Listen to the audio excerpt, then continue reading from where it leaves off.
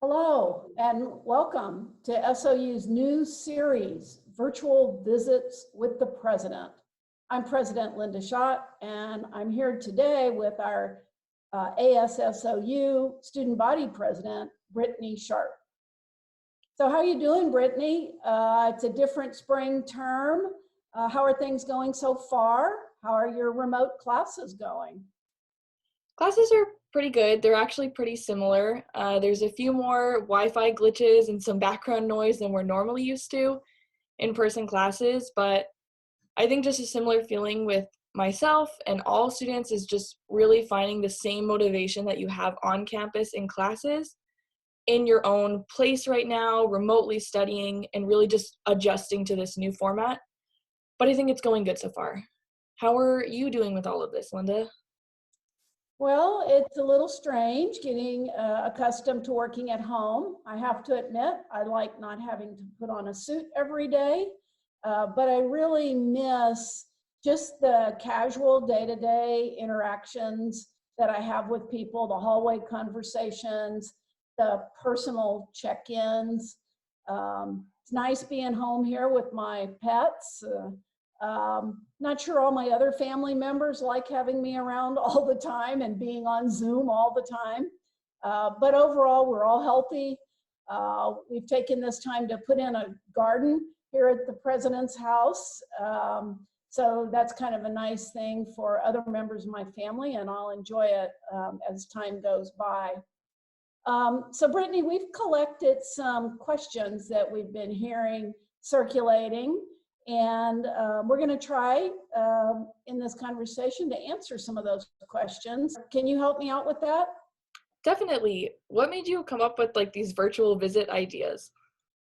Oh, well, when I first started, I really wanted a way to check in with students very casually. So I started cookies with the president that I did at the beginning and end of terms and specifically during finals. Unfortunately, I can't reach through the computer and hand everybody a chocolate chip cookie, but I thought maybe we could do these virtual visits and at least let people know that I'm still here, you're still here, and we're working away for the good of the university. I'll probably bring in other campus leaders for future chats. So any student or employee or community member who's listening into this and would like to have me have someone do a virtual visit, please feel free to send me a direct message on social media or send an email to President's Office at sou.edu. Just put in the subject line virtual visits question, and then we'll get back to you and we'll try to integrate your questions and bring people in with whom you'd like to speak.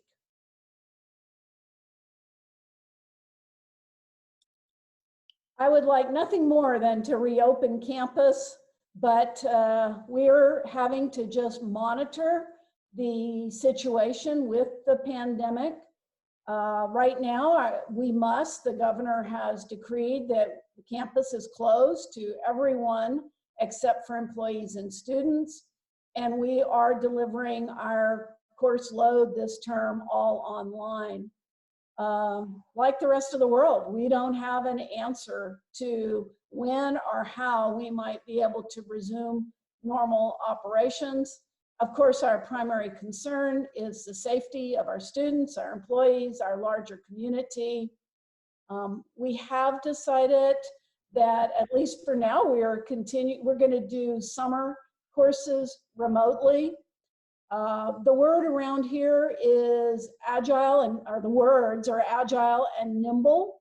So we're trying to keep that mindset and just adjust to the changes that are coming our way as quickly as we can.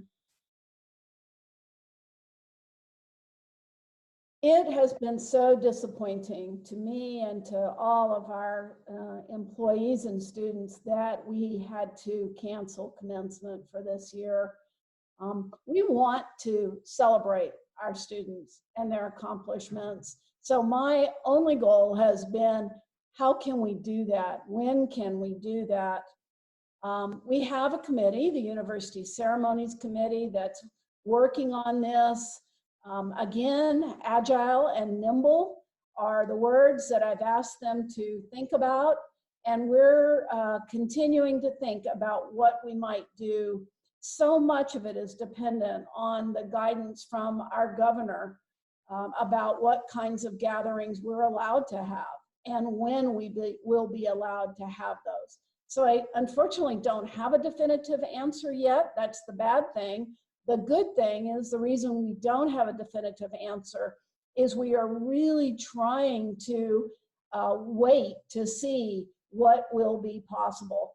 We know that folks will want to make travel arrangements if we're able to have a ceremony. So we are going to try to give everybody as much notice as possible while also staying nimble.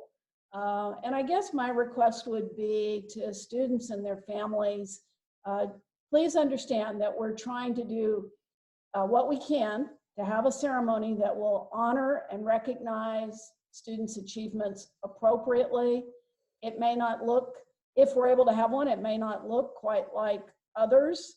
And any delays are simply because we're trying to figure this out and do the best we can to still have as great a ceremony as possible.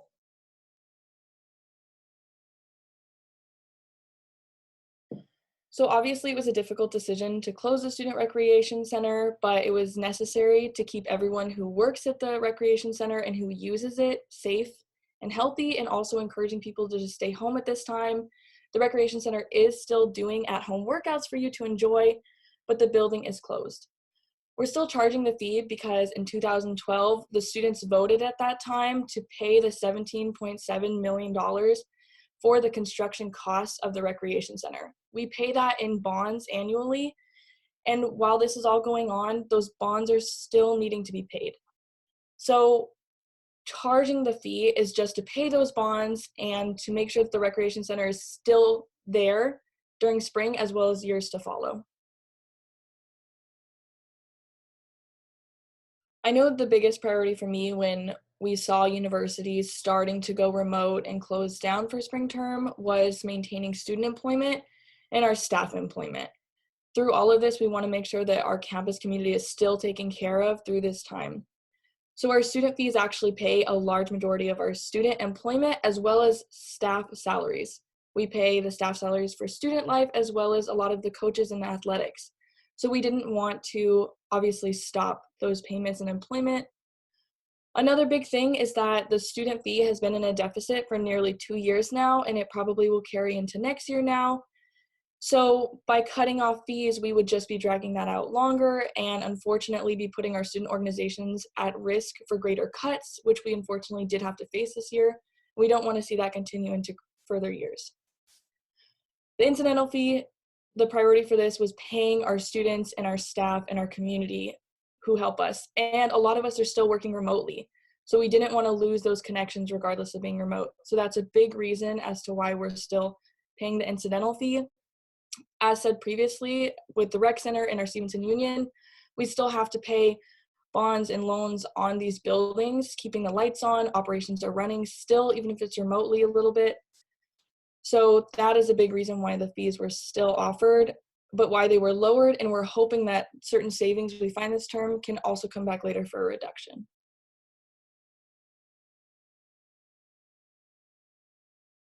Well, I think you're probably hearing from lots of people about how you can keep yourself safe. We've all learned to wash our hands and sing our favorite 20-second long song in our minds while we do so. In addition, the reminder to stay physically distant. We call it social distancing, but it's really staying physically distant from folks. In fact, I know Britney and I'd rather be together doing this session, but we're honoring that commitment to social distancing. We have lots of great suggestions for how folks can stay safe on our website. If folks will go on to the SIU's website and look at the COVID-19 page, read through the material we've compiled there. If you haven't signed up for campus alerts on this, please do that so that we can get out the latest information to you very quickly. Okay, Brittany, thank you so much. I think we're about out of time.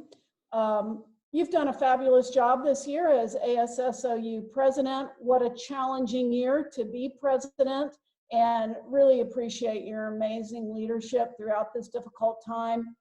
And thanks to all of you who are watching this. Be sure to monitor our social media channels so that you'll get an announcement of the next one of these that we're going to do. And remember, if you have specific questions or requests for me to have other people appear with me, you can submit those through direct message on social media, or you can email them to presidentsoffice@sou.edu using the subject line virtual visits question. Great to talk with you again, Brittany. Everybody out there, stay safe and have a great week.